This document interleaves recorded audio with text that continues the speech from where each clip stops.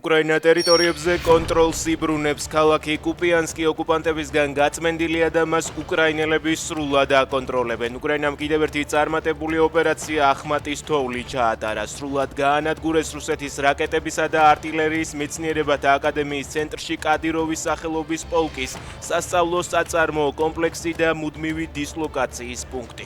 ლიკვიდირებულია 65 კურსანტი, სპეცრაზმელი და ცენტრის უფროსი. ჩოხატაურში მოკლული 95 წლის კაცი ზურა რაზმაძეა, დანაშაული წუხელ სოფელ კოხნარში მოხდა. ახალგაზრდა კაცს ცივი იარაღით სასიკვდილო ჭრილობები მიაყენეს, ბრალდებული ადგილიდან მიიმალა.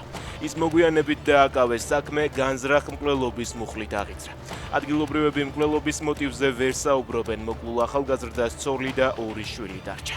ევროკავშირი თუ ასეთი უნდა იყოს, როგორიც ჩვენ დანიის მაგალითზე ვიხილეთ, მაშინ რა გვესაქმება ჩვენ ასეთ ევროკავშირში? კობახიძე მისევ დანიაზე ისაუბრა და ევროსტრუქტურები ამჯერადაც კოპენჰაგენის მაგალითით გააკრიტიკა. მან იერიშში გერმანიის ელჩზეც მიიტანა და თქვა, რომ ასეთ ევროკავშირს ამადგლის პეტერ ფიშერი. შინაგან საქმეთა სამინისტროს ახალი სამმართველო, რომელიც საჯარო სივრცეში სიძულვილის ენის ფაქტებს გამოავლენს, ადამიანის უფლებების დაცვის დეპარტამენტის ქოლგის ქვეშ იფუნქციონირებს. ამის შესახებ ადამიანის უფლებების დარღვევის გამოსანქცირებულმა დარა ხველიძემ ისაუბრა. სამმართველო 1 ივნისიდან ამოქმედდება.